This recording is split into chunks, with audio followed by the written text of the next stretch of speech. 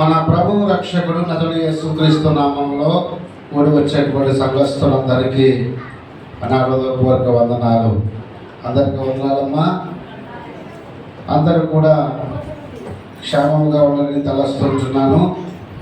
దేవుడి మహాకృప ద్వారా గత వారం నుంచి ఈ వారం అంతవరకు కూడా దేవుడు మనల్ని దాచి కాపాడి తన యొక్క పద్ధతిలో మనందరినీ కూడా సురక్షితంగా ఉంచినందుకు ఒకసారి రెండు చేతులు పగిలి దేవుడు స్తోత్రాలు చెల్లిద్దాం. స్తోత్రం స్తోత్రం స్తోత్రం స్తోత్రం. ఈ దినమున ఒక చక్కటి వాక్య భాగములతో దేవుడు మనందరితో మాట్లాడుతూ ఉంటున్నాడు. ఈరోజు మనము చక్కటి సామెతల గ్రంథంలో మరి 21వ అధ్యాయంలో మనం చదువుకుని ఉన్నాము. చక్కగా ధ్యానించాము. చక్కగా పాస్టర్ గారు చక్కగా చదివి వివరించి దాన్ని మరి ఆరాధనలో నడిపించారు. చాలా సంతోషము. మరి సమయము దేవుని యొక్క సంఘములో కూర్చున్న మనమందరము కూడా చక్కటి వాక్యాన్ని మనము వినేవారిగా ఉందాము. రాసుకుని హృదయం అనే పలక మీద రాసుకుని తద్వారా మనం ఆత్మాధిక జీవితంలో మనము దేవునికి ఇంకా నమ్మకస్తులుగా ఉండేవారుగా ఉండవలసిందిగా దేవుడు మనం చేస్తున్నాం. ఈ సమయంలో మనం చక్కగా చదువుకున్నటువంటి వాక్య భాగంలో సామెత గ్రంథంలో 21వ అధ్యాయము నేను దీన్ని ఆలోచన చేసినప్పుడు పరిశీలన చేసినప్పుడు ఒక చక్కటి మాట నాకు ఇక్కడ ఆగబడ్డది. అదేంటంటే 2వ వచనములో ఒకడు తనకు ఏర్పరచుకున్న మార్గము ఎట్టిదైనను దృష్టికది న్యాయముగానే అగపడును. యెహోవాయే హృదయములను పరిశీలన చేయువాడు అని రాయబడ్డది. ఇక్కడ చదివినటువంటి లేఖనములో ఒకడు తన ఏర్పరచినటువంటి మార్గము అది తన దృష్టికి న్యాయముగా ఆగబడుతుందట. ఎవరికి వారి లోకంలో చాలామంది మార్గాలు ఏర్పరచుకుంటున్నారు. మార్గం అంటే ఏంటి? తమ యొక్క నడక, తన యొక్క దృష్టికి ఏది అనుకూలంగా ఉంటే అదంతా కూడా నా దృష్టికి మంచిగా ఉన్నది అని చెప్పి అగపడుతుందని చెప్పి ఆ మార్గంలోకి వెళ్ళిపోతూ నడుస్తుంటున్నారు. అది మంచి మార్గమో చెడు మార్గమో, ఆ మార్గంలో వెళ్తే మనకు అన్యాయం జరుగుతుందేమో, మనం తప్పిపోతామేమో, నరకంలోకి వెళ్ళిపోతామేమో అనేది ఎవరో తెలుసుకోవట్లేదు. కానీ ఏదైతే ఈ లోకంలో మార్గాలు చాలా ఉన్నాయి, తప్పిపోయే మార్గాలు ఎక్కువ ఉన్నాయి. కానీ మార్గంలో నిలిచి చూడాలి. మనం ఎవరి మార్గంలో నిలిచి చూడాలి, ఎవరి మార్గంలో మనం వెళితే మంచిగా మనం ఉంటాము. అందుకే యేసుక్రీస్తు వారు చెప్పిన మాటను ఒక్కసారి జ్ఞాపకం చేసుకున్నట్లయితే ఆయనే చెప్పాడు కదా, నేనే మార్గమును, నేనే సత్యమును, నేనే జీవమును అన్నాడు. అటువంటి ఆయన మార్గములో నడిస్తే మనము ఆ నమ్ముకున్న దేవుడు ఆయన ఎవరటమ్మా? నమ్ముకున్న దేవుడు మనకి ఆయన సహాయకుడిగా ఉంటాడట. గమనించండి, ఈ రోజున అదే 8వ వచనములో ఎవరైతే తనకు ఏర్పరచుకున్న మార్గమును బట్టి వారి న్యాయముగా అగబడుతున్నాడో అతని విషయంలో 8వ వచనంలో అంటాడు, దోషభరితుని మార్గము మిక్కిలి వంకర మార్గము అని అంటున్నాడు. ఇక్కడ ఎవరి మార్గము వంకరది? ఎవరి మార్గము తను ఏర్పరచుకున్నాడు, తన దృష్టికి న్యాయముగా అగపడుతున్నది అని అంటే దోషభరితుని యొక్క మార్గము. ఎవరమ్మా? దోషభరితుని యొక్క మార్గము అని ఇక్కడ రాయబడ్డది. ఆ మార్గము ఎటుదట? వంకర మార్గం అట. బాబు చూడాలి, బయట చూడాలి. ఏంటది? వంకర మార్గము. వంకర మార్గంలో వెళ్తే వాళ్ళకి ఏదన్నా న్యాయం చేస్తుందా? చాలా మంది అంటారు కదా, వాడు వంకరోడు రా అంటారు. వాడు తినంగా ఉండడు రా, వాళ్ళు వంకరోళ్ళు వాళ్ళకి వంశమే అంటారంటే మనమే చాలా మంది వారిని స్థితిగతులు చూస్తూ వంకరోళ్ళు అంటారు. అంటే వాళ్ళు వంకరోళ్ళు అంటే ఏంటి? ఎవరు? వాళ్ళు దోషభరితం చేసేవారు, అన్యాయం చేసేవారు అని అర్థం ఇక్కడ. కానీ ఇక్కడ కింద చక్కటి మాట రాయబడ్డది, పవిత్రుల కార్యము యథార్థము అని రాయబడ్డది. పవిత్రుల యొక్క కార్యములు, పవిత్రులు నడిచే ఆ నడక మార్గము యథార్థముగా ఉంటది. ఈరోజు అటువంటి యథార్థమైనటువంటి నడక నడిచాడు ఒక అతను, యథార్థంగా ప్రవర్తించాడు. తండ్రి అన్యాయస్తుడే, తండ్రి దేవుడి దృష్టికి అన్యాయం చేసిన వాడే.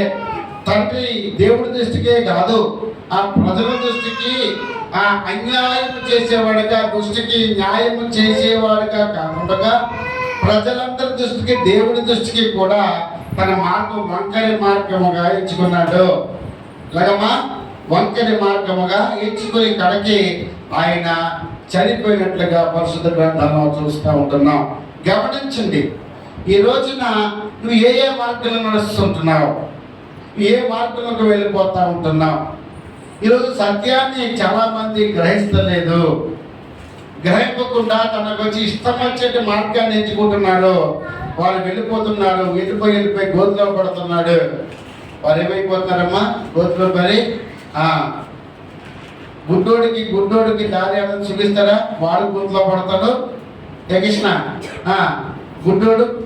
గుడ్డోడికి దారి చూపిస్తే ఏమవుతుందట? వాళ్ళిద్దరు కూడా ఏమవుతారు? గుంటలో పడతారట.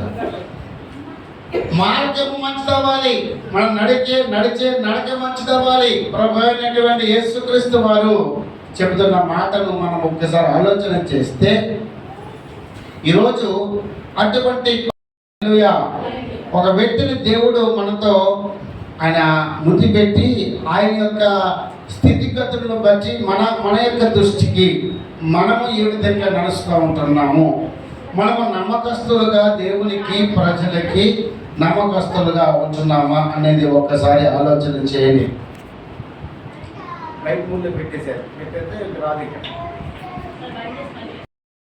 ఒక వ్యక్తిని మన ముందు పెడతా ఉంటున్నాడు ఈ రోజున. చూద్దామా ఒక్కసారి మనం ఆ వ్యక్తిని ఎవరైతే పరిశుద్ధ గ్రంథంలో ఈరోజు చక్కటి ప్రార్థనా పరులుగా ఉన్నటువంటి ఒక వ్యక్తి మనము చూద్దాము. ఒక్కసారి చూడండి, దినవృత్తాంతములు గ్రంథములో, మొదటి దినవృత్తాంతములు గ్రంథము 6వ అధ్యాయము, దినవృత్తాంతములు మొదటి గ్రంథములో 6వ అధ్యాయము 33వ వచనము. మైక్ తీసుకోండి. 6వ అధ్యాయము 33వ వచనాన్ని ఒకసారి మనము చూద్దామా? ఈ ప్రకారము తమ కుమారులతో కలిసి కనిపెట్టుచున్న వారు ఎవరనగా కహతీయుల కుమారులలో గాయకుడు హేమాను. ఇతడు సమూయేలు కుమారుడకు ఏబేలునకు పుట్టినవాడు. దేవుడికి మహిమ కలుగును గాక. హల్లెలూయా. ఈరోజు దేవుడు ఒక వ్యక్తిని మన ముందు పెట్టాడు. ఆ వ్యక్తి ద్వారా దేవుడు మనతో ఏం మాట్లాడుతూ ఉంటున్నాడు గమనించింది. ఈరోజు ప్రేమైనటువంటి సంగమా, ఈ వాక్యాన్ని మనం మన హృదయంలో అనువదించుకోవాలి. పరిశుద్ధ గ్రంథంలో అనేక మంది భక్తులు ఉన్నారు, రాజులు ఉన్నారు, న్యాయాధిపతులు ఉన్నారు, ప్రవక్తలు ఉన్నారు. అనేక వ్యక్తుల ద్వారా దేవుడు అనేక అద్భుత కార్యాలు దేవుడు జరిగించారు. ఈ రోజున మనము ఆలోచన చేస్తే ఈ వ్యక్తి ఎవరు అని మనం ఇక్కడ చూసినట్లయితే, తన కుమారులు కలిసి పెట్టుచున్న వారిని కహతీయుల కుమారులు గాయకుడు హేమాను. కహతీయులకు వంశానికి చెందినటువంటి గాయకుడు, ఈయన పేరు హేమాను. ఎవరమ్మా? హేమాను. హేమాను అనే మాటకి అర్థం ఏంటంటే నమ్మకమైన వాడు. దేవుడికి మహిమ కలుగును గాక. హేమాను అనే మాటకి అర్థం ఏంటమ్మా? నమ్మకమైన వాడు. ఈరోజు నమ్మకమైన వారికి అనేకమైన మేలు అని పరిశుద్ధ గ్రంథంలో చెబుతా ఉన్నది. యథార్థ హృదయంలో కలిగిన వారికి అనేక మేలులు అని అంటున్నది. అంటే నమ్మాలి. నమ్మకమైన నమ్మకస్తులు, నమ్ముడు నీ వలనైతే నమ్మవారికి సమస్తమును సాక్ష్యమన్నాడు. నమ్మాలి. అయితే ఈ హేమాను చిన్న వయసు నుంచి కూడా దేవుణ్ణి ఎరిగినటువంటి ఆ కుమారుడుగా ఉన్నాడు. ఈయన ఎవరు అని అంటే ఎవరు కుమారుడు అంటే ఇక్కడ రాయబడిన మాట చూసాము కదా. ఇతడు ఎవరికి పుట్టాడట? యోవేలునకు పుట్టినవాడు. యోవేలు ఎవరు అని అనగా సమూయేలు యొక్క కుమారుడు. ఎవరు కుమారుడు అంటే జ్యేష్ఠ కుమారుడు అని రాయబడ్డది. ఎవరమ్మైనా ఈయన ఎవరంట? జ్యేష్ఠ కుమారుడు. ఆ వాటిని కూడా చూద్దాం ఒక్కసారి మనము. వీరికి జ్యేష్ఠ కుమారుడు. సమూయేలు రాసినటువంటి మొదటి గ్రంథంలో 8వ అధ్యాయము 1 నుంచి 2 వచనాలు మనం అక్కడ చూసినట్లయితే,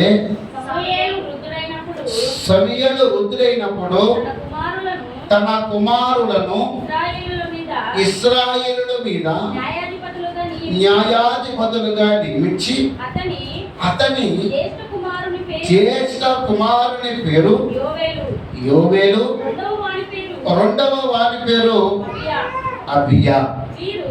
వీరు చాలా వీరు బేష్పేల నుంచి ఇక్కడ వాక్యములు మనము ఒకసారి 1-2 వచనాలు ఒకసారి అక్కడ మనము చూసినట్లయితే, ఇతడట ఎవరట? మీనా యోవేలు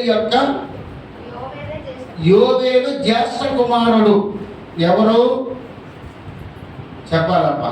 సమూయేలుకి యోవేలు పెద్ద కుమారుడు, జ్యేష్ఠ కుమారుడు యోవేలు. ఈ యోవేలు కుమారుడే హేమాను. అంటే సమూయేలుకి ఏమవుతాడు? హేమాను అనగా మనవడు అవుతాడు. ఇక్కడ ఎంతమంది ఉన్నారు మనవళ్ళు, తాతలు? ఆలోచన చేయండి అమ్మా. తాత ఏమో సమూయేలు, మనవడేమో హేమాను. గమనించండి.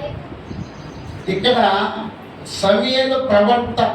సమూయేలు మనము ఆలోచన చేసినట్లయితే ఈ సమూయేలు ఎవరు అని అంటే ఎల్కానా హన్నాకు కలిగినటువంటి ఒక వరపుత్రుడు, వాగ్దాన పుత్రుడు.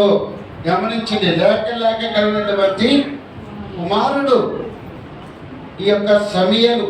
ఈ సమూయేలు 2 శతాబ్దాలు దావీదు యొక్క ఆ రాజ్యములో ఆస్థానములో ఆయన ప్రవక్తగా ఉన్నాడు. సమూయేలు సొలొమోను యొక్క రాజ్యములో ఆయన ప్రవక్తగా ఉన్నాడు. 2 తరాలలో ఆయన చక్కగా ప్రవక్తగా కొనసాగాడు, యజకుడిగా కొనసాగాడు, న్యాయాధిపతిగా కొనసాగాడు, దేవుని యొక్క ప్రతినిధిగా అనేక విషయాలలో అభిషేకించబడేటువంటి వాడుగా ఆయన సమూయేలు యొక్క జీవితాన్ని మనం ఆలోచన చేసినట్లయితే, ఈరోజు అటువంటి చక్కటి తాతయ్య గారి యొక్క కొడుకు మరి మనవడు హేమాను. మరి కుమారుడు ఎవరు? యోవేలు యొక్క స్థితి ఏంటి? ఆయన ఏం చేశాడు? ఆయన కుమారుడు ఎందుకు ఈ యొక్క పరిశుద్ధ గ్రంథంలో 88వ సంకీర్తనలో ఒకసారి మనం ఆలోచన చేసినట్లయితే అక్కడ ఒకసారి చూద్దామా? 88వ సంకీర్తన మొదటి వచనము ఒకసారి మనం చదువుదామది. యెహోవా మొట్టమొదటిగా ఆ పైన ఏం రాయబడ్డది? ఎవరు రచించారంటే ఇది ఒకసారి చూద్దామా? పైన 88వ సంకీర్తనలో కోరాహు చదవాలి గట్టిగా మీరు. ప్రధాన గాయకుని మహాలాతు లయానోతు అను రాగము మీద పాడదగినది ఇజ్రాయిలుడైన హేమాను రచించినటువంటి దైవం యొక్క ధ్యానము. ఇక్కడ మొదటి వచనంలో రాబడిన మాట ఏంటి అంటే, యెహోవా నాకు రక్షణకర్తయగు దేవా, రాత్రి వేళ నేను నీ సన్నిధిని మొరపెట్టినాడు. నా ప్రార్థన సన్నిధిని చేరునుగాక. నీ సన్నిధిని చేర్చునుగాక, చేరునుగాక. కానీ ఇక్కడ ఈ యొక్క 88వ సంకీర్తన అంతా కూడా ఒక్కసారి మనము చూసినట్లయితే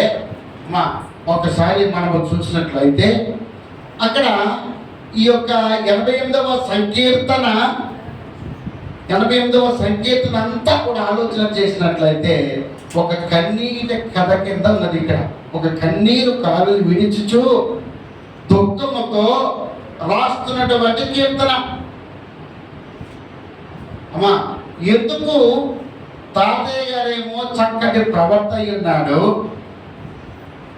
తాతయ్య గారు అద్భుతాలు జరిగించాడు, దేవుడి చేత అనేక మంది అభిషేకించేటువంటి సమయడు ప్రవర్త, న్యాయాధిపతి, అటువంటి మనవుడు ఎందుకు ఈ రోజున ఈ 88వ సంకీర్తనలో కన్నీటి మున్నీరుగా ఆయన విలిపిస్తున్నాడు? దేవుడికి చెప్తున్నాడు, రక్షణకర్త అయిన నా దేవా, నేను ఉదయకాలమున సాయంకాలమున నేను ప్రార్థన చేస్తున్నాను, నన్ను ఎందుకు ఆ అధ్యాయం అంతా కూడా చదివితే లాస్ట్లో అంటాడు, చీకటి బంధువర్గం అయిపోయారు, నాకు స్నేహితులు విడిచిపెట్టేశారు, బంధువులు విడిచిపెట్టేశారు, అనేక మంది నన్ను విడిచిపెట్టేశారు.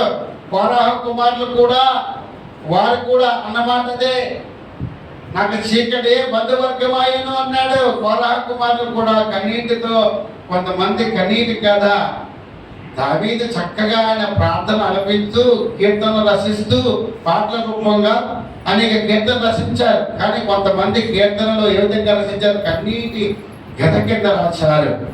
చిన్ననాటి నుంచి కూడా ఈ హేమాను రోదనతో వేదనతో ఎందుకు తన బంధువులు స్నేహితులు ఎందుకు విడిచిపెట్టి వెళ్ళిపోయారో ఇక్కడ ఆలోచన చేస్తే, జరిగిన విషయాన్ని ఒకసారి మనం పరిచయం చేస్తే, అందుకే హేమానుకు మాటకు అర్థమేం చెప్పాను నేను, నమ్మకమైనవా.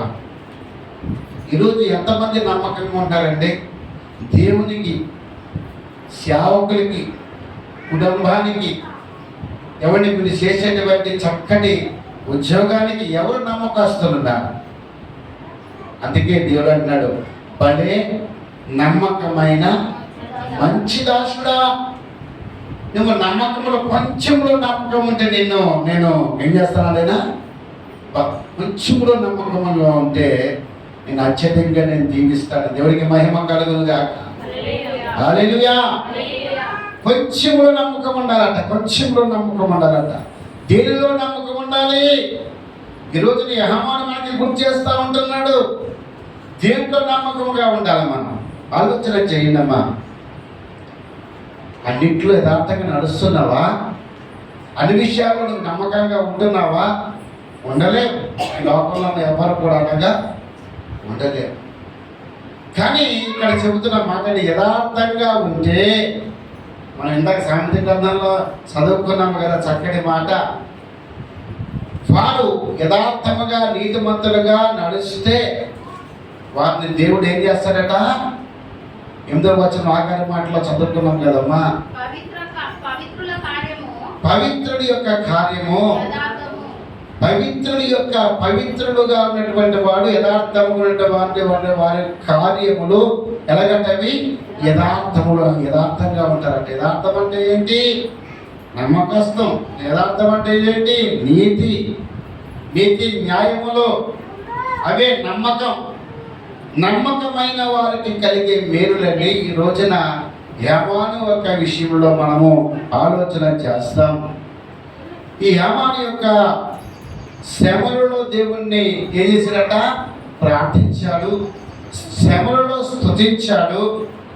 శ్రమలలో ఏం చేశాడు? అన్నాడు, నా రక్షణకర్త, నన్ను రక్షించేవాడుకు నీవే, నా రక్షణ ఆధారము నీవే.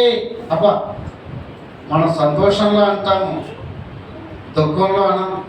సంతోషం వచ్చినప్పుడు ఏం చేస్తాం? మనం ఎగిరెగురుతాము.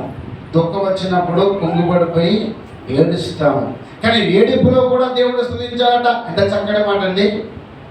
అందుకే ఆయన ప్రధాన గాయకుడయ్యాడు. ఈ రోజున ప్రధాన గాయకుడు దావీదు పెద్ద గాయకుడే. దావీదు మహారాజు ఆయన మహారాజు అవ్వక ముందు గాన ప్రతి గానములతో తంబూరులతో వాయిస్తూ గంభీర తాళములతో దేవుణ్ణి స్తుతిస్తూ ప్రార్థించినప్పుడు దేవుని మహిమ కప్పివేసిందట. ఆయనను ఏ విధంగా ఒంటరి అనేటువంటి దావీదును ఇదంట ఒంటరిమైనటువంటి దావీదుని 1000 మంది జనంగా దేవుడు తయారు చేశాడండి. ఈ రోజున దేవుడికి నమ్మకముగా నువ్వు పనిచేస్తే, నమ్మకముగా నీవు ఉంటే, నీ తలాంతులు ఏమైనా సరే, నీ ఉద్యోగం ఏదైనా సరే, నీ పరిస్థితి ఏదైనా సరే, దేవుడు అంటున్నాడు నమ్మకమైన వారికి కలిగేటువంటి అనేకమైన మేళ్ళండి ఈ రోజున. అయితే మనం ఏం చేయాలి? దేవుని మనము మొట్టమొదటిగా శ్రమలో మనం ఏం చేయాలమ్మా? స్తుతించాలి. ఆ బాధలో, ఆ కన్నీటిలో ఆయన్ని ఏం చేయాలంటాము? మనము మన తలాంతులు విడిచిపెట్టకూడదు. మన తలాంతులు ఈ రోజున చిన్నపిల్లలు చక్కగా పాటలు పాడుతున్నారు. అలా కూడా గాయకులే చిన్నప్పటి నుంచి పాటలు పాడితే వాళ్ళు పెద్ద తర్వాత మంచి మంచి గాయకులు అవుతారండి. అందుకే మన బిడ్డలందరినీ కూడా చక్కటైనటువంటి మార్గంలో, దేవుని మార్గంలో నడిపించాలి. వంకర మార్గంలో నడిపించకూడదు. అందుకే దేవుని దృష్టికి ఎలా ఉండాలంటే మంచి వారిగా, మంచి నమ్మకస్తులుగా ఈ రోజునే ఉండాలట. దేవుడికి మహిమ కలుగును గాక. హల్లెలూయా, హల్లెలూయా, హల్లెలూయా. ఇక్కడ చూద్దామా? ఒక మాటను చూద్దాము. చూడండి ఒక్కసారి. దినవృత్తాంతములు గ్రంథములో 2వ దినవృత్తాంతములు గ్రంథములో 34వ అధ్యాయము 12వ వచనము ఒకసారి మనం చూసినట్లయితే, ఆ మనుషులు ఆ పనిని నమ్మకముగా చేసిరి. వారి మీద పై విచారణ యొక్క కర్తలు ఎవరనగా చూడండి, ఇక్కడ చూడండి, ఇక్కడ 34:12 అంటాడు. ఏమంటాడ?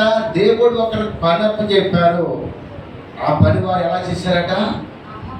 చెప్పాలి. నమ్మకముగా చేశారట. దేవుడు నీకు ఏ పని అప్పు చెప్పాడో, అమ్మా, ఏ పని మీకు అప్పు చెప్పాడో అది నమ్మకంగా చేయండి. కొంచెమైనా సరే, అయ్యో నాకు జీతము కొంచెమే, కానీ ఏ పనికి అప్పు చెప్పారో నమ్మకంగా చేయండి. వారు ఇచ్చిన పనిని నమ్మకంగా చేయండి. నిన్ను చూస్తారు ఒకరోజు, నువ్వు నమ్మకస్తుడా అని వాళ్ళు పరిశోధించినప్పుడు యజమానుడు పరిశోధించినప్పుడు దాంట్లో త్రాసులో నువ్వేం చేయాలట? నమ్మకంగా. ఏసేపు ఏ విధంగా నమ్మకస్తుడుగా తన రాజ్యంలో ఫరో యొక్క రాజ్యంలో వారు ఏం చేశారమ్మా? గవర్నర్గా నియమించాడు. ఎందుకంటే తన నమ్మకత్వాన్ని బట్టి. పాపాన్ని విడిచాడు, డబ్బుని విడిచాడు, అన్నదమ్ముల్ని విడిచాడు, ప్రతి ఒక్కరిని విడిస్తాడు. దేవుని కొరకు నమ్మకస్తుడుగా బతికాడు. అందుకే యేసేపుని మనం ఈరోజు నమ్మకస్తుడుగా మనం చూస్తూ ఉంటున్నాం. అందుకే దేవుడు ఏ పని మీకు అప్పచెప్పాడు ఆ పనిలో నమ్మకంగా ఉండండి. దేవుడికి మహిమ కలుగును గాక. అదేవిధంగా మనం చేసే పనిలో కూడా కాదు, మనం ఉంటున్న ఇంటిలో కూడా నమ్మకంగా ఉండాలి. దేవుడికి మహిమ కలుగును గాక. చూద్దాం సంఖ్యాకాండములో 12వ అధ్యాయము 7వ వచనంలో ఆ మాటను చూద్దాం. మనం ఇక్కడ నమ్మకస్తుడు గురించి మనం కొన్ని విషయాలు తెలుసుకుందాం. 12:7 వచనం సంఖ్యాకాండం 12వ అధ్యాయం 7వ వచనం. అతడు త్వరగా నా ఇల్లంతటిలో నమ్మకమైన వాడు. అమ్మా, నేను చాలమ్మా. ఇక్కడ మోషే గారు అంటున్నాడు. మోషే గారు చెబుతున్న మాట ఏంటంటే, అతడు నా ఇల్లంతట్లో కూడా నమ్మకమైన వాడని అక్కడ చెబుతా ఉంటున్నాడు ప్రభు యేసుక్రీస్తు వారు. ఎబ్రీ రాసిన పత్రికలో కూడా ఉంటుంది. అక్కడ చూడండి, నమ్మకమైన ఇల్లంతట్లో నీవు కూడా నమ్మకంగా ఉన్నావు, నీవు కూడా నమ్మకంగా ఉంటున్నావు. ఇంట్లో కూడా మొదటి పనిలో నమ్మకంగా ఉండాలి. రెండోదిగా చెప్తున్నాడు, ఇంటిలో నమ్మకంగా ఉండాలి. అబ్బా, ఇంట్లో ఎలా ఉండాలమ్మా? నమ్మకంగా ఉండాలి. ఇళ్ళంతట్లో మోసే ఏ విధంగా, అందుకే ఆ మోసేని ఏమన్నారు తెలుసా? స్వాత్వికుడు అన్నారు. నమ్మకస్తులు ఏమంటారట? స్వాత్వికం అంటే స్వబుద్ధి, అంటే స్వాత్వికం అంటే మంచి మనసు కలిగిన వాడు. ఏది చెప్పినా ఏదన్నా కూడా తుంచుకుని పోయేవాడు. ఎన్నోసార్లు మోషేను ప్రజలు తన యొక్క బిడ్డలే, దేవుని యొక్క బిడ్డలే, తన యొక్క జనాంగమే అవమానించారు, దేవుడికి విరుద్ధంగా మాట్లాడారు. కానీ మోషే దేవుడికి ప్రతినిధిగా, దేవుడితో ఆయన ప్రతినిధిగా దేవుడు చెబుతున్న మాట, ఇశ్రాయేలు ప్రజలు ఎన్నన్నా కూడా స్వాత్వికుడుగా, అయ్యా నీ బిడ్డలే కదా, నీ జనాంగమే కదా అని చెబుతూ దేవుడు ఈరోజు మోషే ద్వారా కూడా ఇల్లంతట్లో ఏ విధంగా తన ప్రజల విషయంలో నమ్మకంగా ఉండడం, మనము కూడా మన ఇంటిలో మన బంధువుల విషయంలో మనం నమ్మకస్తులుగా ఉండాలి. నమ్మకం లేకపోతే అమ్మా ఏది జరగదు. జరుగుతుందా? భార్య భర్త, బంధువు మిత్రుడు, స్నేహితుడు, ఎవరి విషయంలో మీరు చూడండి, పిల్లల విషయంలో చూడండి, తల్లిదండ్రుల విషయంలో చూడండి, నమ్మకం లేకపోతే జీవితాలు కష్టపడవు. ఒకరి యందు ఒక నమ్మకం, ఒకరి యందు ఒక విశ్వాసం కలిగితేనే అది జీవితము జీవింపజేసేవాడు. ఎవరంటే నమ్మకము లేకుండా మనము నమ్మకం లేకుండా ఈ లోకంలో ఏది చెయ్యలేమండి. ఇంకోటి ఏంటంటే ఇక్కడ చూద్దామా, ప్రకటన గ్రంథంలో 2వ అధ్యాయము 10వ వచనంలో ఒకసారి చూద్దామా? చూడండి అమ్మా. ప్రకటన గ్రంథము, ఇదిగో మీరు శోధించబడినట్లు అపవాది మీలో కొందరిని చెరలో వేయించబడుచున్నది. 10 దినములు మీకు శ్రమ కలుగును, మరణము వరకు నమ్మకముగా ఉండము. దేవునికి మహిమ కలుగును గాక. హల్లెలూయా. ఇది విశ్వాసములో నమ్మకముగా ఉండాలి. మరణము వరకు. ఎప్పటి వరకమ్మా? నీవు నేను చనిపోయేంత వరకు కూడా నమ్మకంగా ఉండాలి. నమ్మకమే కాపాడింది మనిషి. డబ్బు, నీ హోదా, నీ పేరు, నీకు అనేక మేడ విద్యులు రావు. ఏమొచ్చింది? నమ్మకం. ఒకరి మీద ఒకరి నమ్మకం. విశ్వాసములో నమ్మకంగా ఉండాలి. అందుకే విశ్వాస వీరులుగా అబ్రహాము ఎన్నుకున్నాడు దేవుడు. ఆయన నిలబడ్డాడు. తన కుమారుణ్ణే శోధించినప్పుడు తన కుమారుని ఇవ్వటానికి వెనుదీయలేడు అబ్రహాం. అంత పరిపూర్ణుడు విశ్వాసంలో. నమ్మకమైన వారు కలిగే మేలుడు ఇంత అంత కాదు. ఈ రోజున నమ్మకంగా ఉండండి. సంఘానికి కానీ, సేవకులు కానీ, కుటుంబానికి కానీ, నువ్వు చేసే పని విషయంలో కానీ నమ్మకంగా పనిచేయండి. నమ్మాలి. నమ్మి బాప్తిస్మం పొందిన వాడు రక్షించబడతాడట. నమ్మని వాడు శిక్షించబడతాడు. శిక్షకు అర్హుడంట. ఏమా, ఈ రోజున చూడండి, మనం రక్షించబడిన వారము నమ్మాం. ఎవరు నమ్మాము? నిజమైనటువంటి యేసుక్రీస్తు వారిని మనం స్వీకరించాము, నమ్మేము. కాబట్టి నమ్మకమైన వారికి మనము నమ్మకత్వం ఎక్కడ తక్కువ అంటే చనిపోయేంత వరకు నమ్మకంగా ఉండాలి. దేవుడికి మహిమ కలుగును గాక. ఎఫెసీయులకు రాసినటువంటి పత్రికలో 6:27లో అంటున్నాడు, మీరును నా క్షేమం కొరకు తెలుసుకుని నమ్మకముగా పరిచారము చెయ్యాలి. చూడండి 6:21 ఎఫెసీయులకు రాసినటువంటి పత్రికలో అంటాడు, మీరును నా క్షేమ సమాచారమంతయు తెలుసుకొనుటకు ఓ ప్రియ సహోదరులారా, ప్రభువునందు మీరు నమ్మకమైన పరిచారకుడైనటువంటి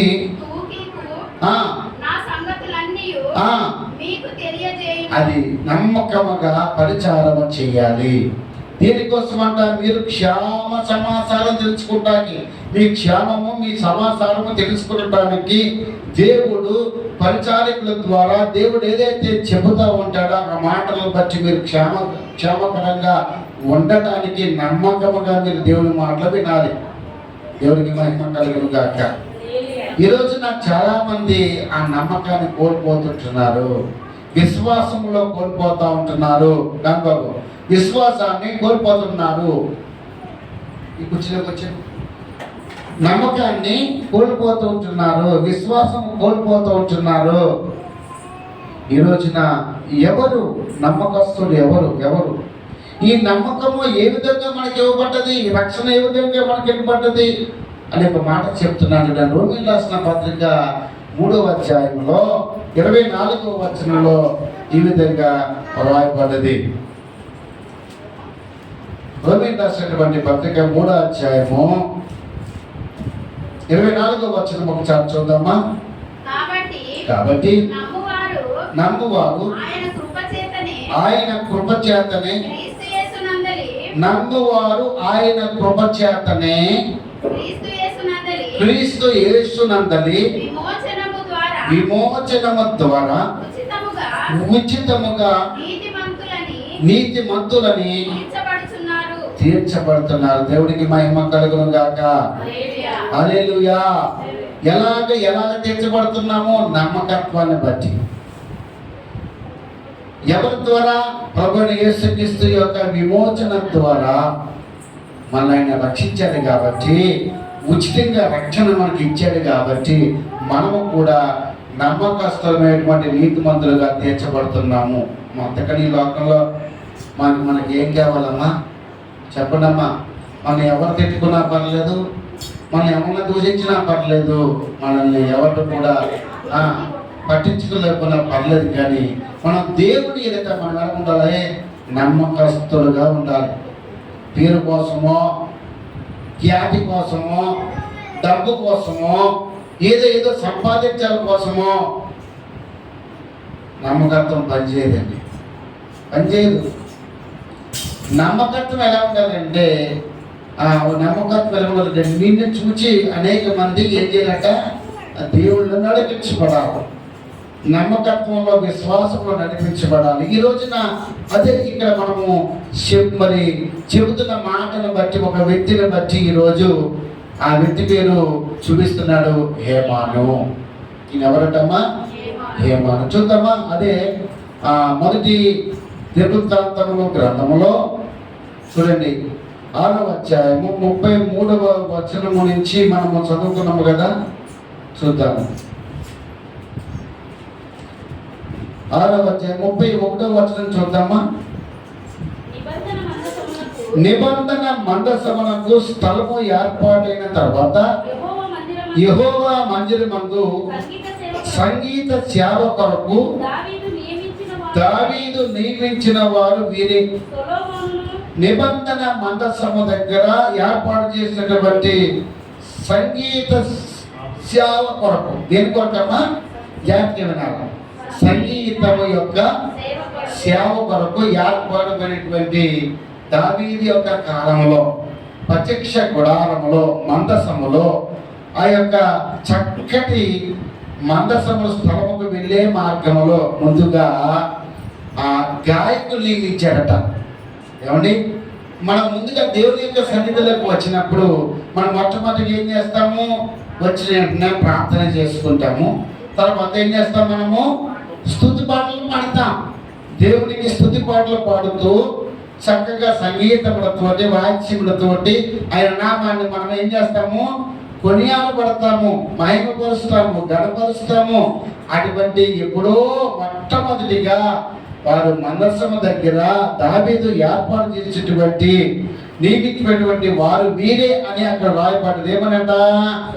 సొలొమోను యెరూషలేములో యెహోవా మందిరమును కట్టించే వరకు వీరు సమాజపు గుడారము యొక్క ముంగిట సంగీత సేవను అనుసరించుచుండ్రి.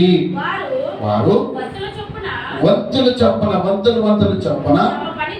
తమ పని చూచుకొనుచుండిరి.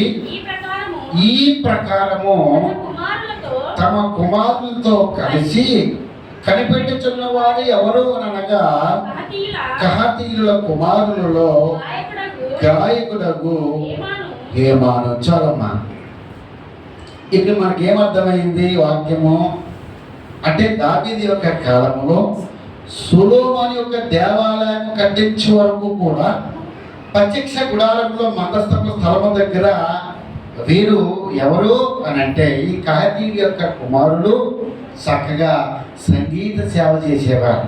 ఏ సేవ ఇది? దీన్ని ఏ సేవ అంటారమ్మా? సంగీతములతోటి, నాట్యములతోటి. అబ్బబ్బబ్బబ్బా, దేవుడికి స్తుతులన్నా సంగీతం అన్నా చాలా ఇష్టం అంట. అందుకే మనల్ని ఏర్పాటు చేశాడు ఆయన. తన మహిమ కొరకే మనం ఏర్పాటు చేశాడు ఈ భూమి మీద. అవునా కదా? చెప్పడమ్మా, చెప్పడమ్మా. ఇది నన్ను ఎందుకు ఏర్పాటు చేశాడు, పుట్టించాడంటే తన మహిమ కొరకు. లేకపోతే నీవు నేను ఈరోజు ఈ విధంగా అమ్మా ఆయన స్తుతిస్తామా? ఆయన చేసిన ఉపకారములకు నేనేమి చెల్లిస్తాను, ఆయన చేసిన ఉపకారం నేనేమి ఇచ్చుకుంటాను. ఏమి ఇచ్చుకుంటాను? నువ్వు ఇచ్చేస్తావా? కమ్మలు ఇచ్చేస్తావా? బంగారు గాజులు ఇచ్చేస్తావా? బంగారం ఇచ్చేస్తావా? ఆయన ఏమీ అడగలేదు సుమి. నీ బంగారం అడగలేదు, నీ వజ్రం అడగలేదు, నీ ఆస్తి అడగలేదు, నీకున్నది ఏది అడగలేదు. ఆయన కేవలం అడిగింది ఏంటంటే నీ హృదయము, నీ మనస్సు, నీ యొక్క శరీరము సజీవ యాగముగా ఆయనకి అర్పించడమే కావాలి. ఎలాగా? నమ్మకముగా. దేవుడి సేవ అందరూ చేయాలనుకుంటారు కానీ దేవుడు కొందరికే ఇస్తాడు. అవునా కదా? ఇక్కడ చాలా మంది ఉన్నారు ఇక్కడ, కానీ కహాతీయులకి ఇచ్చాడు దేవుడు. అబ్బా, ఎంతమంది గొప్ప సంగతి అండి. మందసం అయ్యాలన్నా ఒక వంశం వాళ్ళకి ఇచ్చాడు. దేవుడు సేవ చేయాలన్నా ఒక వంశం వాళ్ళకి ఇచ్చాడు. దేవుడు యజకులుగా ఉండాలన్నా వంశాలకి ఇచ్చాడు. ఇది ఎవరు, ఏ గోత్రంలో పుట్టినవాడు, ఈ కహాతీయులంటే ఎక్కడి నుంచి వచ్చాడు అని మనము ఒక్కసారి ఆలోచన చేస్తే, ఆయన జీవితం ఒకసారి పరిశీలన మనం చేస్తే ఈ సమయంలో చూడండి అక్కడే చక్కటి మాటలు ఉన్నాయండి.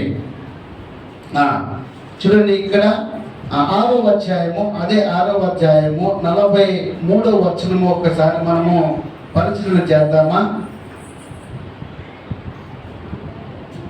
43వ వచనం.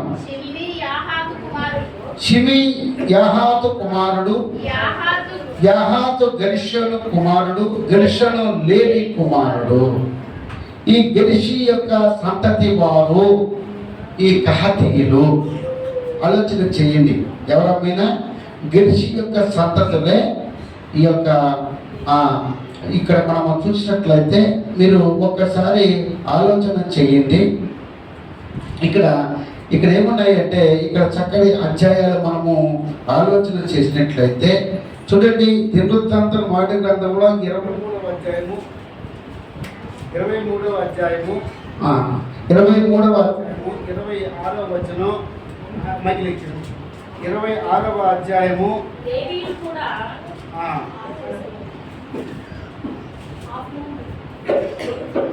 కుమారుడు గెర్షోను, లేవి కుమారుడు.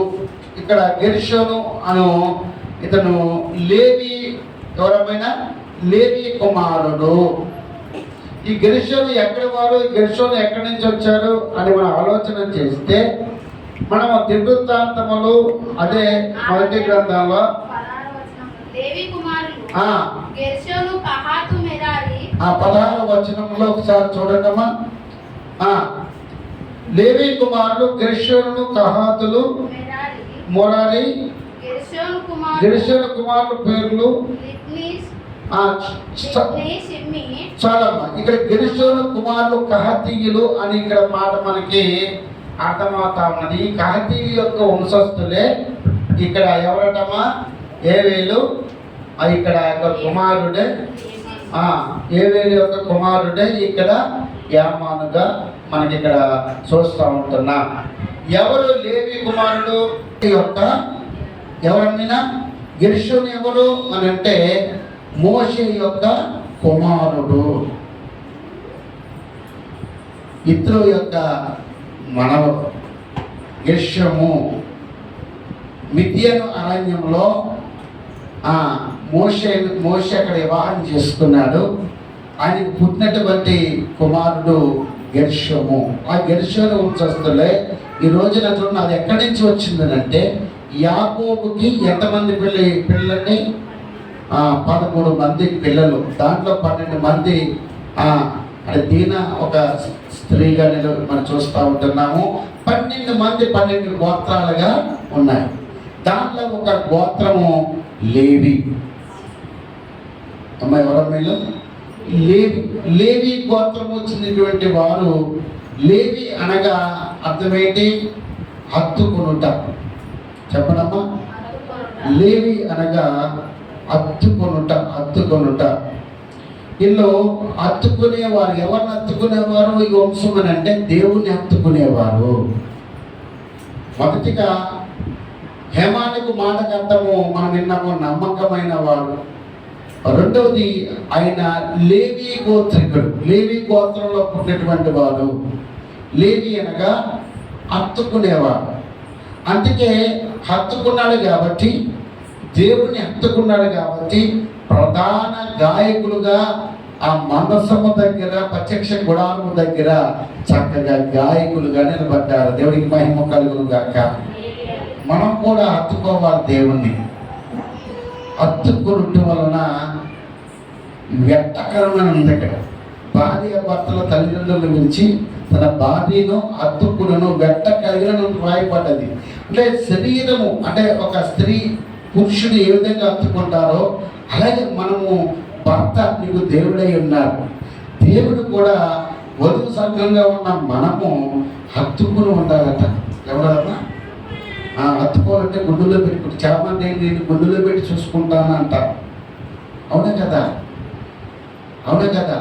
తల్లిదండ్రుల విషయంలో కావచ్చు, బిడ్డల విషయంలో కావచ్చు, గుండెల్లో పెట్టుకొని చూసుకుంటాను. ఆ గుండెల్లో పెట్టి చూసుకుంటే గుండె కావాలి తెస్తావు, నువ్వు కిడ్నీ కావాలి తెస్తావు, అయ్యవ్వ. కానీ గుండెల్లో పెట్టుకుని చూసుకుంటానంట. మాట వరుస తప్ప ఆ గుండు నువ్వు ఇస్తావా?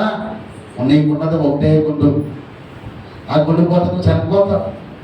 కానీ ఈరోజు చూడండి, హత్తుకోవాలి. ఏం హత్తుకోవాలి అని అంటే మనము దేవుణ్ణి హత్తుకోవాలి. దేవుని యొక్క సన్నిధిలో ఆయన మన ప్రత్యక్షతలో ఆయన కనపరుస్తుంటూ, ఆయన స్తుతిస్తూ, ప్రార్థిస్తూ, నీ కష్టం వచ్చినా, నష్టం కలిగినా, ఇరుకు వచ్చినా, ఇబ్బంది వచ్చినా, ఏది వచ్చినా సరే ఈ రోజున దేవుని మీరు ఏం చేయాలమ్మా? ఎందుకు వచ్చారు ఈరోజు మీరు? కష్టాలు ఉన్నప్పటికీ, సంతోషం ఉన్నప్పటికీ ఈరోజు ఎందుకు వచ్చారంటే దేవుణ్ణి మనము స్తుతించాలి. మనం ఏ గోత్రమో చెందిన వాళ్ళము అని అంటే యోధా గోత్రము చెందినటువంటి వారు. ఎంత మంచి మాట అండి. ఇక్కడ చూడండి, దినవృత్తాంతములు గ్రంథములో 25వ అధ్యాయము 1వ వచనం ఒకసారి చూద్దామా? 25వ అధ్యాయము 1వ వచనం. మరియు దావీదును సైన్యాధిపతులను ఆసాపు, హేమాను, యెదుతును అని వారి కుమారులలో కొందరిని సేవ నిమిత్తమై ప్రత్యేకపరిచి సితారాలను, స్వరమండలమును, తాళములను వాయించుచు ప్రకటించినట్లుగా నియమించిరి. ఈ సేవావృత్తిని బట్టి ఏర్పాటైన వారి సంఖ్య ఎంత అయినది అనగా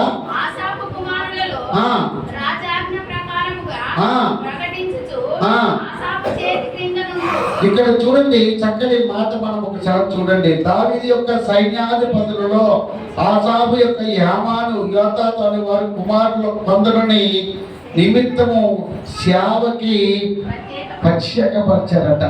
వీరి యొక్క కుమారులు కూడా సేవలో ప్రత్యేకపరిచారట. అబ్బా, చాలా మంది సేవలో ప్రత్యేకపరిచేవారుగా ఉన్నారు. సేవలో ప్రత్యేకపరిచేవారుగా ఈరోజు ప్రతి విషయంలో ఒక ప్రత్యేకమైన వారుగా ఉండాలండి. ఏది నీ ప్రత్యేకత? చాలు. ఏది నీ ప్రత్యేకత? ఈరోజు ప్రత్యేకంగా కాదు, ఒక పరోక్షంగా కాదు, ఈరోజు హత్తుకునేవాడుగా నువ్వు ఉండాలి. హత్తుకుంటున్నావా? ఎవరిని ఎత్తుకుంటున్నావు? ఎవరిని ఎత్తుకుంటున్నావు? ఎవరిని ముద్దాడుతున్నావు? ఎవరితో నీ స్నేహం? ఎవరితో నీ యొక్క నడక? ఈరోజు అనేకమైన విషయాల్లో మనం ఆలోచన చేస్తే ఈరోజు యామాను మంచి గాయకుడిగా ఉన్నాడు. మంచి తంతి వాయిద్యంలో వాయించేటువంటి చక్కగా దేవుని మందిరంలో అమ్మ మీ కుమారుల్ని చక్కగా దేవుని మందిరంలో విడిచిపెట్టండి. అన్న ఏ విధంగా విడిచిపెట్టింది? ఏలీ దగ్గర ఒక చక్కటి సేవకుడి దగ్గర ఏ విధంగా విడిచిపెట్టింది కాబట్టి సమూయేలు ఏం చేయడట? దేవుని యొక్క ప్రత్యక్షత చూచాడు. దేవుడికి నమ్మకంగా పరిచయం చేశాడు. అటు సేవకుడికి దేవుడికి నమ్మకమైన వాడిగా నిలబడ్డాడు. అందుకే దేవుడు ఆయన ప్రత్యక్షమై ఎన్నిసార్లు పిలిచాడమ్మా? 3 సార్లు పిలిచాడట. 3 సార్లు ఏమి చిత్తగించు, నేను నీ యొక్క దాసుని చిత్తగించము దేవా అన్నాడట. ఎంత చక్కటి మాట అండి. ఈరోజు అలాగా మనం ఉండేవారుగా ఉండాలి. ఆయన ప్రత్యక్షత మన మీద కనపరిచే నమ్మకంగా ఉండాలండి. చిన్న సంఘమైనా, చిన్న కుటుంబమైనా, చిన్న వ్యాపారమైనా, చిన్న ఉద్యోగమైనా దేవుని యొక్క పనిలో మనం నమ్మకస్తులుగా ఉండాలి. దేవుని యొక్క సేవలో, సంఘములో యథార్థంగా హత్తుకునేవారుగా ఉండాలి. ఆ విధంగా ఉన్నారు కాబట్టి మీరు గొప్ప మేలుడు దేవుల్లో పొందుకుంటున్నారండి. దేవుడికి మహిమ కలుగును గాక. దేవుడి మిమ్మల్ని అందరూ దీవించును గాక. ఈ రోజున చూడండి, ఈ యొక్క వచనంలో దేవుడి సేవ కొరకు వాళ్ళు ఇక్కడ 3 వ్యక్తులు దేవుడి సేవ కొరకు తన తండ్రి ఏం చేయాలంట? దేవుడి మందిరంలో విడిచిపెట్టాడట. ఎవరట? ఆసాపు ఒకడట, హేమాను ఒకడట, యెదూత అనేవారు. వీళ్ళందరూ కూడా దేవుణ్ణి ఆరాధించేవారట. వీళ్ళందరూ కూడా ఆరాధించేవారట. 5వ వచనంలో కూడా ఒకసారి చూద్దామా? వీరందరూ కూడా దేవుని యొక్క వాక్కు విషయంలో రాజునకు రాజునకు దీర్ఘదర్శి అని యమాను యొక్క కుమారులు యమాను యొక్క సంతతిని గొప్ప చేయుటకై దేవుడు యామానునకు 14 కుమారులను 3 కుమార్తెలను ఎంత చక్కటి మాట అంటే ఈ రోజున ఆయనకి మరో పేరు యామానికి దీర్ఘదర్శి. దీర్ఘదర్శి అంటే తెలుసా మీకు? దీర్ఘదర్శి అంటే ఏంటి? సలహాలు ఇచ్చేవాడు దీర్ఘదర్శి. ఇంకా సలహాలు ఇస్తున్నారా మీరు ఎవరికైనా? రాము సలహా దీర్ఘదర్శి. ఏంద్రా నాయన దీర్ఘంగా ఆలోచిస్తున్నావు? రాముడు నా పంట పొలం ఎలకలు తినేసినాయి అని అంటే ఆయన అడ్వర్టైజ్మెంట్లు అలా చెప్తారు. టీవీలో చాలామంది అడ్వర్టైజ్మెంట్లు అలా చేస్తారు. ఏ దీర్ఘంగా ఆలోచిస్తున్నావు అంటే దూరంగా ఆలోచిస్తున్నావు అంటారు. దీర్ఘదర్శి అంటే చక్కటి సలహాలు ఇచ్చేవాడు. ఎవరికి? రాజుకి. రాజ్యంలో ప్రతి ఒక్క రాజ్యంలో జరుగుతున్నటువంటి ప్రతి ఒక్క సలహాదారుగా కూడా వీరిని నిర్మించాడు. దేవుడు ఎంత చక్కగా యోగ్యతలు ఇచ్చాడండి వారికి. 1 నమ్మకంగా ఉన్నారు, 2 హత్తుకునే వారికి ఉన్నారు, 3 సలహాలు ఇచ్చేటువంటి చక్కటి సలహాలు ఇచ్చేవారుగా ఉన్నారు. అలాగే ఉన్నారు కాబట్టి దేవుడు చేస్తున్నారు కాబట్టి చక్కగా ఎంతమంది కుమారులు ఇచ్చారు? ఎంతమంది కుమార్తెలు ఇచ్చారమ్మా? మొత్తం టోటల్ అంట 17 మంది సంతానం. ఏమ్మా ఈరోజు 17 మంది సంతానం ఎవరికి అంటున్నారా? ఒకటైతే అద్దు, 2 అయితే ముద్దు, 3 అయితే వద్దు అంటున్నారు. అంతమంది ఎక్కడికి అంటున్నారు? 1 కట్టదెబ్బగా 1 కొట్టలేదు. ఇప్పుడు ఈ తిట్లు వచ్చి పెట్టారు. ఇద్దరు కొట్టినప్పటికీ మన సంపాదన అనుకోవట్లేదు. ఖర్చులు ఎక్కువైతుంది, బతుకుంటే కష్టం అయిపోతుంది. కానీ చూడండి, యామానికట 17 మంది సంతానం.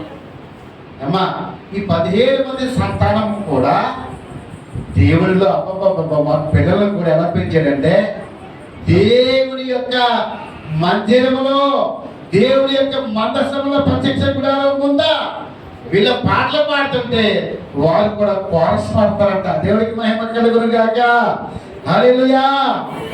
ఇందాక ఒక పెద్దయ్య మా సంగం గారు పాట పాడుతుందంటే కృష్ణ వెనకాల రాగం తీస్తున్నాడు. అంటే కోరస్, దాని ఏమంటారు, కోరస్. అలాగా హేమాను చక్కని గాయకుడిగా దేవుడిని స్తుతిస్తూ పాట పాడుతూ ఉంటుంటే తన కుమారులు 17 మందికి కూడా ఒక కోరస్, దాన్ని ఏమంటారు, వెనకాల ఏమంటారు, మమ్మల్ని పాడేవాళ్ళు ఏమంటారు, కోరస్ అని, కోరస్.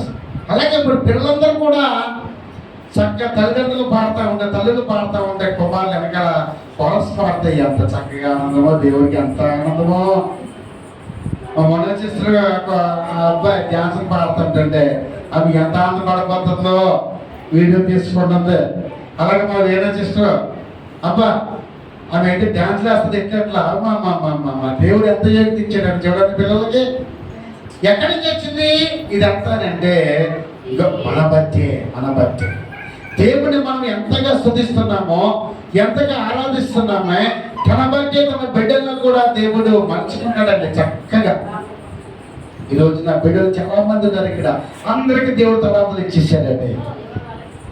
అటువంటి చక్కనైనటువంటి యమానికి ఏ బాధ వచ్చిందో, 88వ సంకీర్తనలో ఆయన కన్నీటితో అక్కడ గీతం రాస్తా ఉంటున్నాడండి.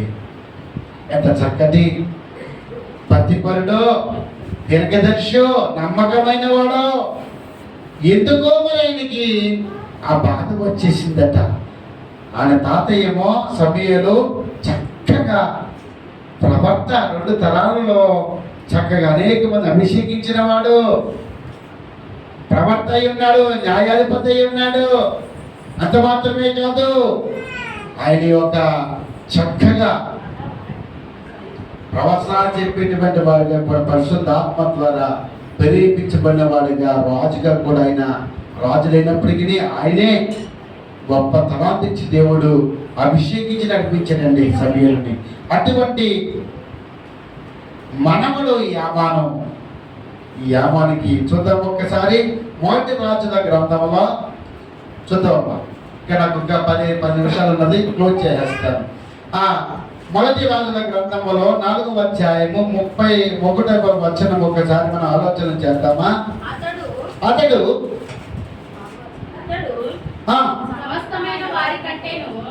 అతడు సమస్తమైన వారి కంటేను ఇశ్రాయేలుడైన ఇశ్రాయేలు యాతాను కంటేను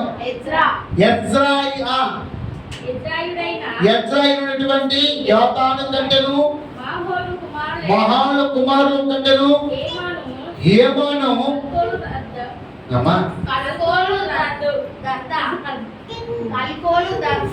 కలకాలు దద్దానను వారి కంటెను జ్ఞానవంతుడై ఉండెను గనుక అతని కీర్తి చుట్టూనున్నటువంటి జనములో ఎంత అన్నింటిలో వ్యాపించాడటండి.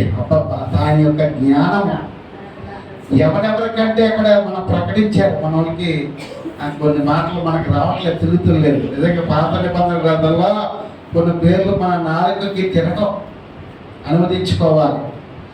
చూడండి, అందరికంటే, యాతాను కంటే, ఏమాను కంటే, అందరికంటే తన పేరును, ఖ్యాతిని చక్కగా జ్ఞానవంతుడుగా దేవుడు యామాను ఎంచుకున్నాడు. దేవుడికి మహిమ కలుగును గాక.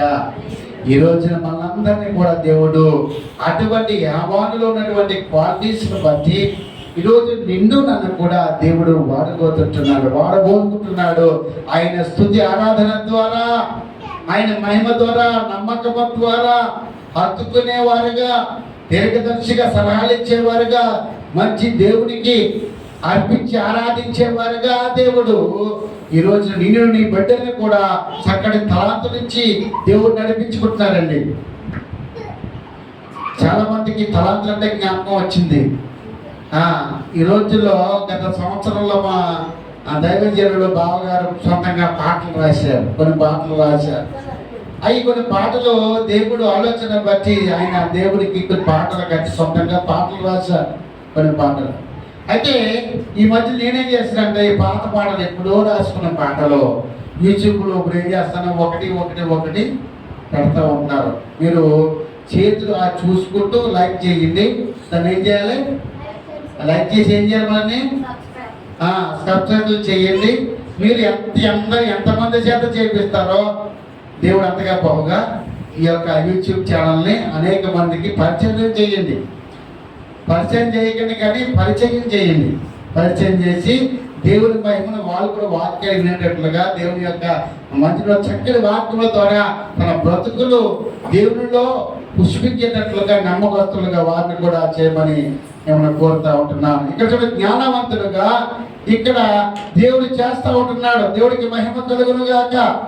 ఇక్కడ 25వ వచనము 6వ వచనంలో చూస్తే 25వ అధ్యాయము 6వ వచనంలో అమ్మా సొలొమోను దినములన్నింటిలోని ఇశ్రాయేలు వారిని యూదా వారిని దాను మొదలుకొని బెర్షెబా వరకును తమ ద్రాక్ష చెట్ల కిందను అంజూరపు చెట్ల కిందను నిర్భయముగా నివసించుచుండురి.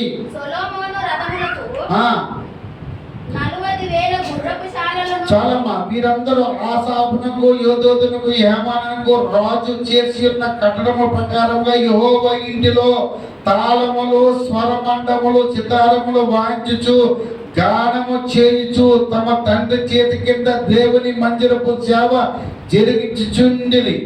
7వ వచనంలో యెహోవాకు గానము చేయట్లో నేర్పు పొందిన తమ సహోదరులు కూడనున్న ప్రవీణులైనటువంటి పాటలకు లెక్క 288 మంది తమ సేవ విషయంలో పిన్నలు పెద్దలేమి గురువులేమి శిష్యులేమి భేదము లేకుండా వంతు కొరకు చిట్లు వేసి వాళ్ళు సేవ చేస్తూ ఉంటున్నారు. మొదటి దినవృత్తాంతాల గ్రంథం 25వ అధ్యాయంలో 6వ వచనం కానించి ఇక్కడ మనం చూసినట్లయితే ఈ సంగతులన్నీ కూడా రాయబడ్డాయండి.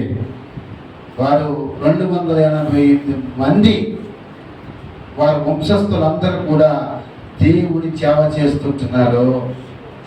మన కుటుంబంలో మనం ఎంతమంది చేస్తున్నాం దేవుడి సేవ నమ్ముకుంటున్నాం? ఒక స్తుతి ప్రార్థన ఉన్నదా? 28వ సంకీర్తనలో అంటాడు కదా, ఉదయ సాయంకాలము నా మొరనికి వినపడుచున్నది, నా కన్నీటి కదా వినపడుచున్నది. నేనే పాపం చేశాను, ఇంకా నన్ను నా బంధువులు వదిలేశారు, నా స్నేహితులు విడిచిపెట్టారు, ఎందుకు చేత అంటే తండ్రి చేసే తప్పిదములు బట్టి. తండ్రి ఎవరని చెప్పుకున్నాం మనం ఇందాక? ఎవరమ్మా?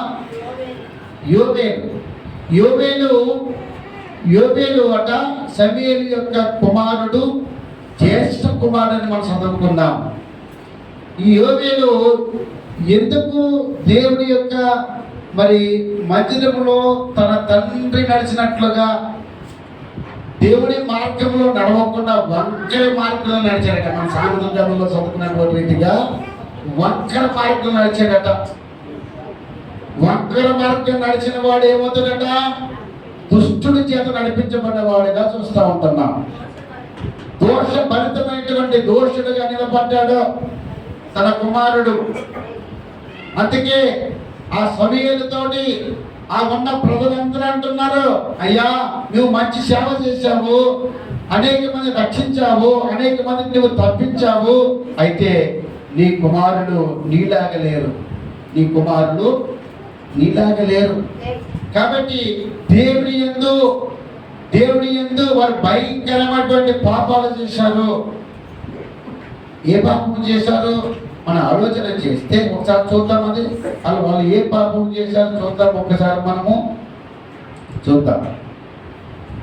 చూడండి, సమీర్ రాసినటువంటి గ్రంథములో మొదటి గ్రంథములో 8వ అధ్యాయము 1వ వచనంలో మనం చూసాం కదా ఇందాక.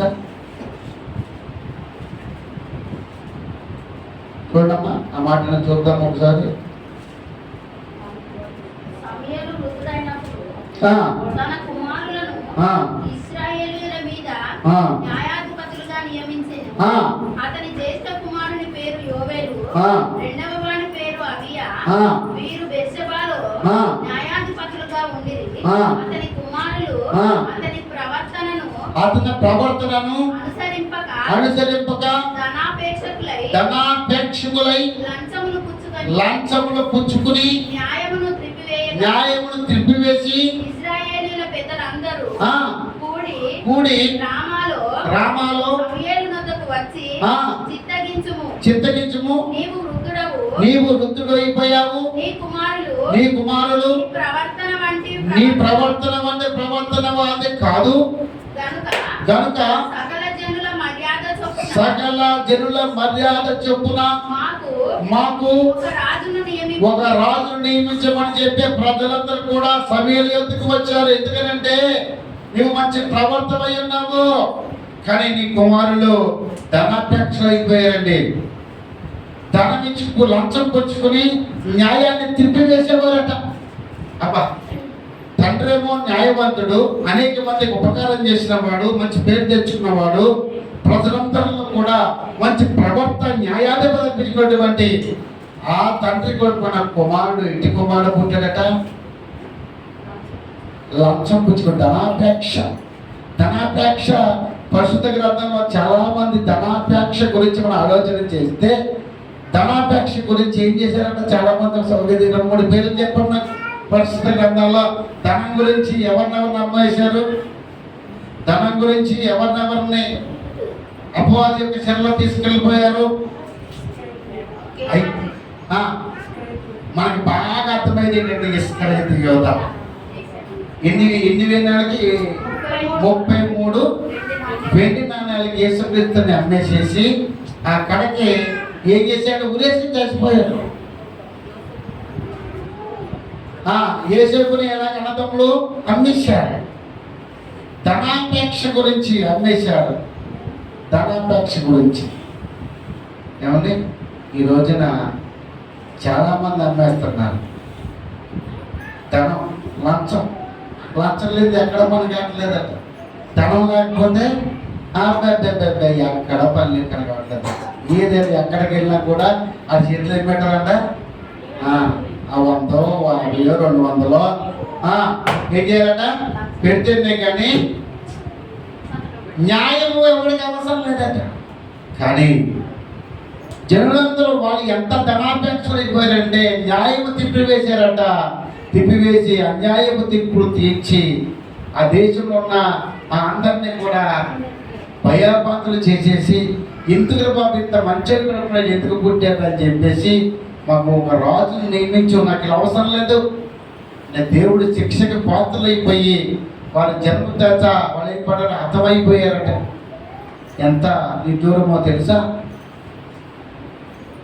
ఒక చక్కటి న్యాయ ప్రవర్తనటువంటి కడుపుని ఎవడు పుట్టాడు, ఒక నీచుడు పుట్టాడు. కానీ ఆ నీచుడి యొక్క స్థితిని బట్టి ఆ యొక్క కుమారుడే, ఆ యొక్క యోవేలు కుమారుడే ఎవరమ్మా, యామాను. చిన్నప్పటి నుంచి కూడా ధనాపేక్షించినటువంటి తండ్రి బంధువులు వదిలేశారు, స్నేహితులు వదిలేశారు, రక్త సంబంధులు వదిలేశారు. ఎందుకు వీళ్ళు ఇలా జీవిస్తున్నారు అని చెప్పి వదిలేసి పెట్టేసి వెళ్ళిపోయారు. ఒంటరి వాడైపోయాడు. ఎవరు, హేమాను. అందుకే చిన్న వయసులోనే ఆయన నన్ను చిన్న వయసులోనే నా రక్షణకర్త దేవుడికి విధేయత కలిగి దేవుని నా తాత ఇంప్రెషన్గా తీసుకుని తన తాతల సమయాన్ని తీసుకుని, అయ్యో మా తాత దేవునిలో ఎంత నమ్మకంగా ఉన్నాడు, మా తండ్రి చనిపోయాడు కాబట్టి అయ్యా మేము దేవునిలో మేమేం చేయకూడదు, మా సంతతి నాశనం అయిపోకూడదు, బస్సులు అయిపోకూడదు అని చెప్పి మేము నమ్మకంగా ఉండాలి. మా తాతయ్య గారు ఎంత నమ్మకంగా ఉన్నాడో మేము అంత నమ్మకంగా ఉండాలని చెప్పి దేవుడి దగ్గర 88వ సంకీర్తనలో మొరపెట్టుకుని కడకి దావీదు యొక్క ఆస్థానంలో వారెవరు ప్రధాన గాయకులయ్యారు. దేవుడికి మహిమ కలుగును గాక. హల్లెలూయా, హల్లెలూయా. ఒక మాటను చూద్దామా ఒకసారి. సమూయేలు చెప్పినటువంటి మొదటి గ్రంథంలో 2వ అధ్యాయము 30వ వచనంలో అంటాడు, నీ ఇంటి వారును నీ పితరుని ఇంటి వారును నా సన్నిధిని యాజకత్వము జరిగించేవాడును యెహోవా ఆజ్ఞ ఇచ్చి ఉన్నాడు. ఇప్పుడు అది నా మనసులకు కేవలము ప్రతికూలమాయనని. మొదటి సమూయేలు గ్రంథము 2వ అధ్యాయం 30వ వచనం చదవమ్మా. నీ ఇంటి వారును నీ పితరుని ఇంటి వారును నా సన్నిధిని యాజకత్వము జరిగించు యెహోవా ఆజ్ఞ ఇచ్చిచున్నను. ఇప్పుడు అది నా మనసులకు కేవలము ప్రతికూలమాయనని ఇశ్రాయేలీయుల దేవుడైన యెహోవా సెలవిస్తున్నాడు. కావున యెహోవా వాక్కు ఇక్కడ చూడండి మాట్లాడండి. యెహోవా వాక్కు ఏమనగా నన్ను గణపరచు వారిని నేను గణపరచుదును. నన్ను తృణీకరించిన వారు తునీకర కాలమందును ఆలోచించము. రాగల దినములలో నీ బలమును నీ పితరుని ఇంట బలమును నేను తక్కువ చేతును. నీ ఇంటి ముసలివాడును ఒకరును లేకపోను. దేవుడికి మహిమ కలుగును గాక. నన్ను ఎవరైతే గణపరుస్తారో నేను అతన్ని గణపరుస్తాను అన్నాడు దేవుడు. ఈ రోజు యామాను తండ్రి గణపరచకపోయినా నచ్చగుండిగా అయిపోయాడు, ధనాపేక్షకుడు వాడైపోయాడు, దేవునికి దృష్టిలో దుష్టుడైపోయాడు, ప్రజల దృష్టిలో కూడా తృణీకరించబడిన వాడైపోయాడు. అయినప్పటికీ కుమారుడు అలా లేడు. దేవుడు చిన్నప్పటి నుంచి కూడా ఆ తాతయ్య గారిని ఇన్స్పిరేషన్ చేసుకుని దేవుని గణపరచడట. అందుకే దేవుడు అన్నాడు, నన్ను గణపరచేవాడు నేను కూడా ఈరోజు నీవు కూడా గణపరుస్తున్నావు దేవుణ్ణి. అందుకే నీకు దేవుడు ఇంకా ముందున్న కాలంలో గణపరుచుదురుగాక. ఈ రోజున గణపరచడం అంటే ఏంటి? ఆయన్ని స్తుతించాలి, ఆయన్ని ప్రార్థించాలి, ఆయన్ని వేడుకోవాలి. ఈ రోజున ఏమీ లేదండి, ఏదో వస్తున్నాము వెళ్తున్నాము అంటే చాలా సంఘాల్లో చాలా చోట్ల చూస్తూ ఉంటున్నాను. వస్తున్నాము, కూర్చున్నామా, వెళ్ళామా అంటే కాసేపు ఏదో ప్రార్థించామా, తప్పట్లు కొట్టామా, అది కాదండి. పూర్ణ మనస్సుతో వెతకాలి ఆయన్ని, నమ్మకముగా. మనం నమ్మకస్తుల గురించి చెప్పుకున్నాము కదా ఇందాక మనం. నమ్ముట నీ వలన అయితే నమ్మవారికి ఏదైతే నీకు సాధ్యం కాదో నమ్మి నువ్వు దేవుని దగ్గరికి వచ్చి ప్రార్థన చేస్తే, ఆయన్ని స్తుతిస్తే, ప్రార్థిస్తే, ఆరాధిస్తే నీకు ఆయన కార్యములు ఏం చేస్తారమ్మా? సాధ్యపరుస్తాడు. దేవుడికి మహిమ కలుగును గాక. హల్లెలూయా, హల్లెలూయా. చూడండి, అదే చూడండి, సంఖ్యాకాండము 3వ అధ్యాయము 17వ వచనం ఆఖరి చెప్పి ముగించుకుందాము. సంఖ్యాకాండము 3వ అధ్యాయము 17వ వచనము.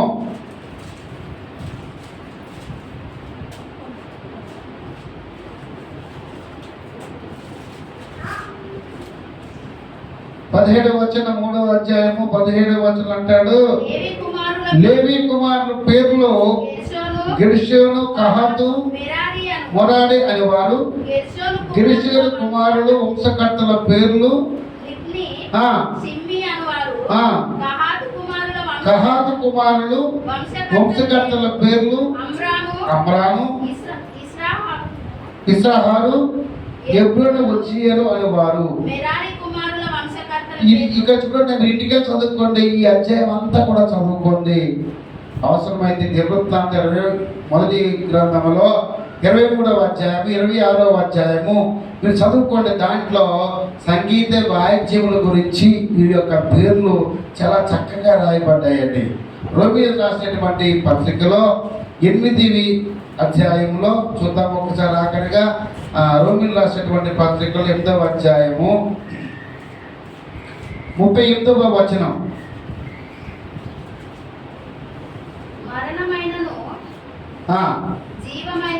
మరణమైనను జీవమైనను దేవదూతలైనను ప్రధానులైనను ఉన్నవి అయినను రాబోవి అయినను అధికారులైనను ఎత్తైనను లోతైనను సృష్టింపబడిన మన ఏదైనను మన ప్రభువైన క్రీస్తు యేసునందని దేవుని ప్రేమ నుండి మనలను ఎడబాప నేరుడని రూటిగా నమ్ముచున్నాము. దేవుడికి మహిమ కలుగును గాక. మనల్ని దేవుడి దగ్గర సంతోషముతో సంగీతముతో ఉంటే మనల్ని ఎవ్వరు కూడా ఎడబాప దేవుడు. ఎవరెవరంట? మరణమైన, జీవమైన, దేవదూతలైన, ప్రధానమైనటువంటి వారైనా, రాబోయే వారైన, అధికారులైన, ఎత్తైన లోతులో ఉన్న వారైనా, సృష్టించబడిన ఏదైనా సరే, ఎవరైనా సరే మన ప్రభువు యేసుక్రీస్తు ప్రేమ నుండి మనల్ని వేరు చేయలేరు. ఆయన ప్రేమ నమ్మకంగా ఉండాలంటే ముందుగా నమ్మకస్తులుగా మనం ఉండాలంటే, అతుక్కునేవారుగా మనం ఉండాలంటే, సలహా ఇచ్చేవారుగా మనం ఉండాలంటే దేవుని ప్రేమ మనలో ఉండాలి. హల్లెలూయా, హల్లెలూయా. దేవుని ప్రేమ మనలో లేకపోతే ఏమీ రాదు, నమ్మకమే రాదు. ఆ దేవుని ప్రేమ నీలో ఉంటే నువ్వు ప్రతి ఒక్క నిండు వలని పొరుగు వారిని ప్రేమిస్తావు. మార్కు 12:31 ప్రకారంగా నువ్వు ప్రతి ఒక్కరిని కూడా ప్రేమిస్తావు. దేవుడికి మహిమ కలుగును గాక. హల్లెలూయా, హల్లెలూయా, హల్లెలూయా. అందుకే నమ్మిక ఉంచి వారు ఎప్పుడు కూడా వారు సిగ్గునందరని కీర్తన గ్రంథము 22:5 ప్రకారంగా నువ్వు ఎన్నడూ సిగ్గునందదు అంట. సిగ్గునందదు అంటే నువ్వు ఏ పరిస్థితుల్లో కూడా నిన్ను ఎవరు కూడా కించపరచరు.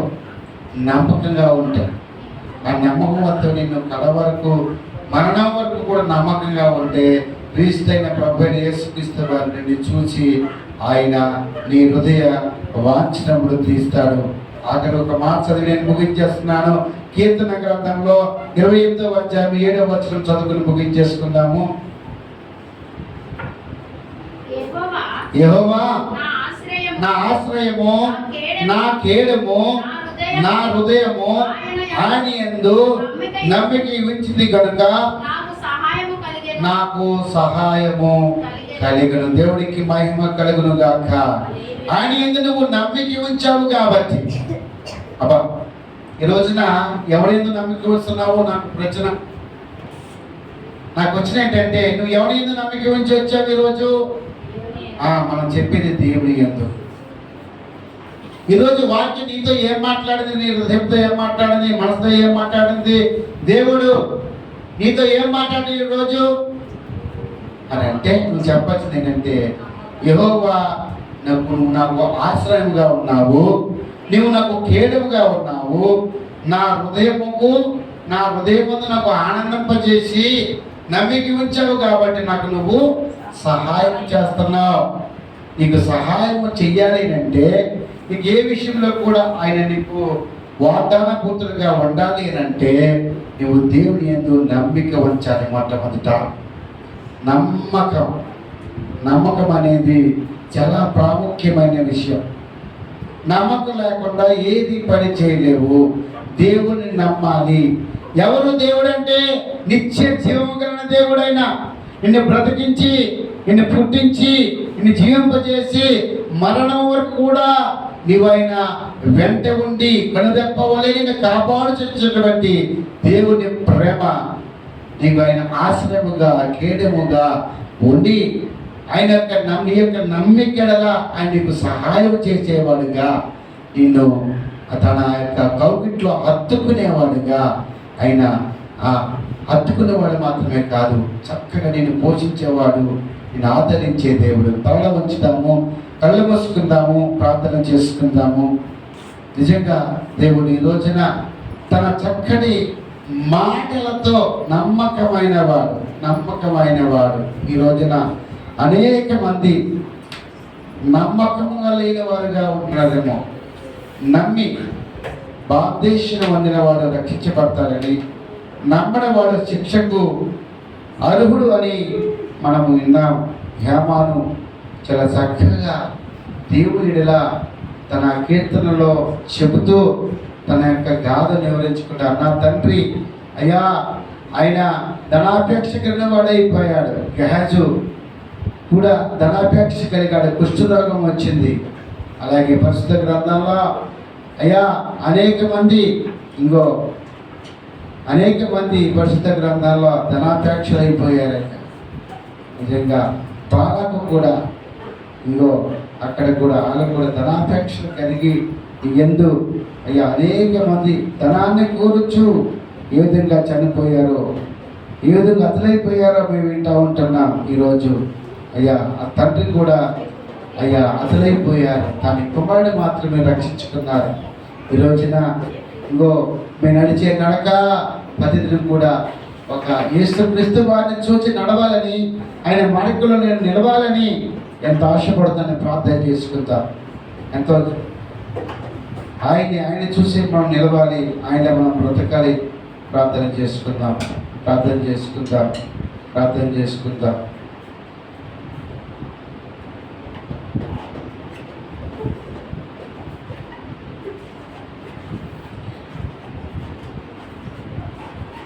ఆత్మీయ వరములతో అభిషేకించు, నీ జీవ మార్గాన నన్ను నడిపించు. స్తుతియు మహిమ నీకేనయ్యా, గనుడవైనా నా యేసయ్యా. స్తుతియు మహిమ నీకేనయ్యా, గనుడవైనా నా యేసయ్యా. నాలో దేవో నిలవాలని, నీలో నేను నడవాలని. నాలో దేవో నిలవాలని, నీలో నేను నడవాలని. నిజ స్నేహితుడవు నీవై ఉండగా లోక స్నేహములచే చెడిపోతివి.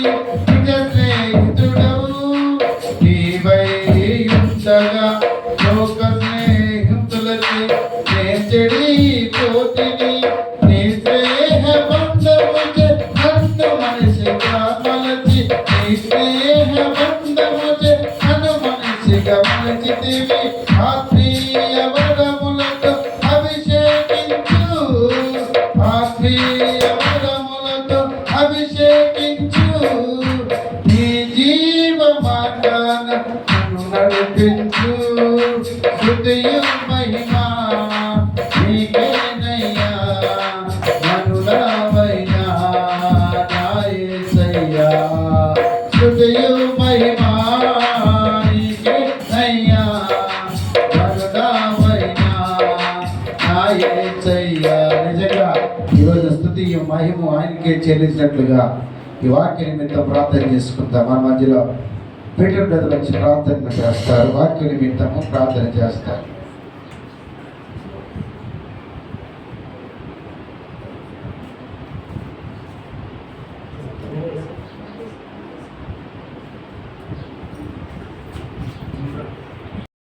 రీతిగా తండ్రి బ్రహ్మ ఈ యొక్క పునరుత్థాన దినమున నాయన వందల ద్వారా తండ్రి బ్రహ్మ, ప్రార్థన ద్వారా, వాక్యం ద్వారా, ఆయన ఆరాధన ద్వారా తండ్రి మాతో మాట్లాడండి. వందనాలు ప్రభు. నిజమైన తండ్రి బ్రహ్మ, అద్భుతమైన రీతిగా తండ్రి బ్రహ్మ ఈ దాసుడుగానే చెప్పినట్టు విధంగా తండ్రి బ్రహ్మ నమ్మకంగానైనా, విశ్వాసంగా తండ్రి, యథార్థంగానైనా ఏ కుటుంబాల్లో తండ్రి మీరు ఆస్వాదిస్తారో అద్భుతమైన వాక్యాన్ని వారు వివరించి అద్భుతంగా వివరించినందుకు ఐదు వందనాలు ప్రభావ. ప్రత్యేకంగా తండ్రి విన్న వాక్యాన్ని ఆయన ఫలింపచేసి ప్రతి హృదయాల్లో ఆయన తండ్రి అది ఫలింపచేసి ఆయన నడుచుకున్నట్టు బట్టి కృపను అనుగ్రహించండి ప్రభావానికే స్తోత్రములు తండ్రి. ఈ వందనాలు తండ్రి ప్రభావ. ఈ యొక్క పునరుత్థాన దినం ఆయన ప్రతి ఒక్కరితోనూ ఆయన మీరు మాట్లాడినందుకై నీకు వందనాలు, మీరు దర్శించినందుకై నీకు వందనాలు.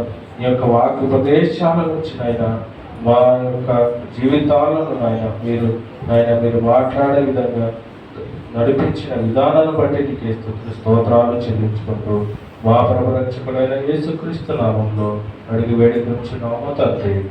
ఆమేన్. వందనాలు. ప్రార్థించేటువంటి ప్రజలకు వందనాలు. దేవుడికి మహిమ కలుగును గాక. ఈ సమయంలో